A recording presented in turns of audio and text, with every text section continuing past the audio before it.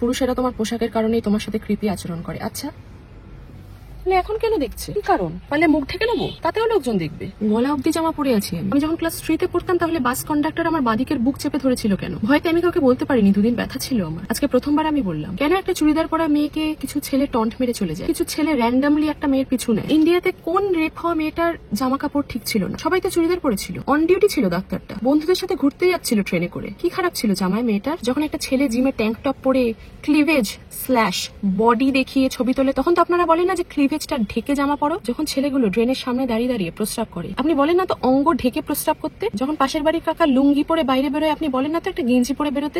বলেন না? আজকালকার মেয়েরা যা পারছে পরে বেরোচ্ছে। জানেন ভারতের ইতিহাস? জানেন ব্রিটিশরা আসার আগে মেয়েরা শুধু শাড়ি পরতো, ব্লাউজ নয়। ব্রিটিশরা এসে ব্লাউজ ইন্ট্রোডিউস করায়। আপনারা যে শাড়ি পরে থলথলে বুড়ি, পিঠ, গদার মতো হাতগুলো এক্সপোজ করে রাখেন, তাতে কাউকে প্রভোগ করছেন না আপনি? আইআইটি তে গিয়ে তুমি শর্টস পরতে পারো না, বাইরের কলেজে কি পরে? গোলকের ওপারে থাকে বলে কি 7 খুন মা? আর এপারে জন্মেছি বলে সবকিছু ঢেকে তারপরেও রেপ হবে? ছেলে আমার আরেকটা ভিডিওতে কমেন্ট করেছে, তাহলে একদিন বিকিনি পরে ভিডিও হোক। আপনার ছেলে মেয়ে সকালবেলা জামা প্যান্ট পরে বেরোয় আর রাত্রেবেলা অ্যাডাল্ট মুভি দেখে। একটা সোশ্যাল মিডিয়ায় প্রোফাইল পিকচারের পিছনে লুকিয়ে ভদ্র সাজার নাটক করবেন না। 7-এর 4টে ছেলে একটা মেয়েকে ঝগড়ার কারণে মেরে ফেলেছে। বোঝেন ইউথ কোথায় যাচ্ছে? এটা মেয়েদের ড্রেস আপের জন্য নয়, এটা আপনাদের হীনমনতার জন্য।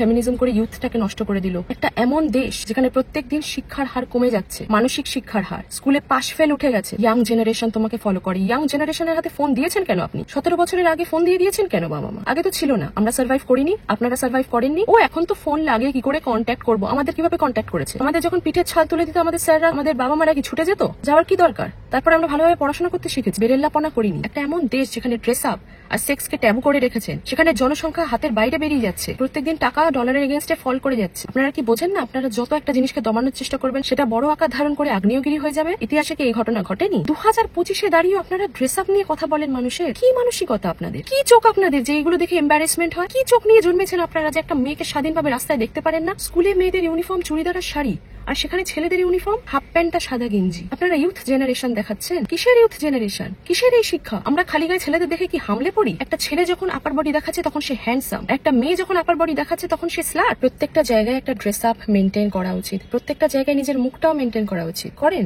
যেখানেই যান সেখানেই তো ক্রিটিসাইজ করতে থাকেন সবার নামে। কোনো শ্রাদ্ধ বাড়ি গিয়ে হাসেন, এটা কি খেতে যাওয়ার জায়গা? এটা কি সেলিব্রেট করার জিনিস? একটা দুঃখের জায়গায় গিয়ে আপনি চায়ের পর চা চেয়েই যাচ্ছেন, শুক্তোর পর শুক্তো খেয়েই যাচ্ছেন। আপনি যেখানেই যান সেখানে একটা কার্যকলাপও বজায় রাখতে হয়। আপনার কার্যকলাপই মানায় না, আপনি চলে এসেছেন বস্ত্র নিয়ে কথা বলতে। হ্যাঁ, আপনারা এই জন্মে দেশ তো আর চেঞ্জ করতে পারলেন না, পারলে একটু নিজের মেন্টালিটিটা চেঞ্জ করুন, তাহলে যদি দেশের কিছু উন্নতি হয়। কারণ দেশের প্রতিদিন অবনতিই হচ্ছে। বাংলার খবর দেখবেন না, ওখানে সবকিছু মেরামত করেই দেওয়া হয়। বাইরের চ্যানেল দেখুন কিভাবে তারা দিনের পর দিন ভারতকে তাচ্ছিল্যের চোখে দেখে। আর আমরা সবাই জানি আপনাদের এই নোংরা মনোভাব শুধু সোশ্যাল মিডিয়াতেই সীমাবদ্ধ। কারণ সোশ্যাল মিডিয়াতে আপনি যা হোক কমেন্ট করতে পারবেন, সামনে কখনো পেরেছেন? আসল জীবনে তো আপনাকে মহান দেখাতে হবে। আপনারা মহান, আপনারা মহীয়সী, তাই না? সামনে কিছু বলার আপনাদের দম নেই, কারণ আপনারাও জানেন ড্রেস আপ নিয়ে আমাদের দেশে কোনো আইন নেই, যার যা ইচ্ছা সেটা পড়তে পারে। তাই শুধু এই নোংরামি আপনারা সোশ্যাল মিডিয়াতেই করতে পারবেন। যদি বিবেক বোধ হয় তাহলে থামবেন, আর না হলে করতে থাকুন। আর আমার সব বোনদের জন্য একটা ফ্রেন্ডলি রিমাইন্ডার, একা হাঁটার সময় নয়েজ ক্যান্সেলিং বন্ধ রাখো। মানুষের বেশে এখন জানুয়ারি বেশি, সে ছেলে হোক কি মেয়ে, সতর্ক থাকো। আর একটু খবর ঘেটে দেখো, আজ অব্দি যে মেয়ের সাথে যা ঘটেছে সে কোনোদিন ছোট জামা কাপড় পরেছিল না। কারণ যারা ছোট জামা কাপড় পরে থাকে না, তাদেরকে ছেলেরা কেন, মেয়েরাও ভয় পায়। এটাই সত্যি। তাই তোমার যা মনে হয়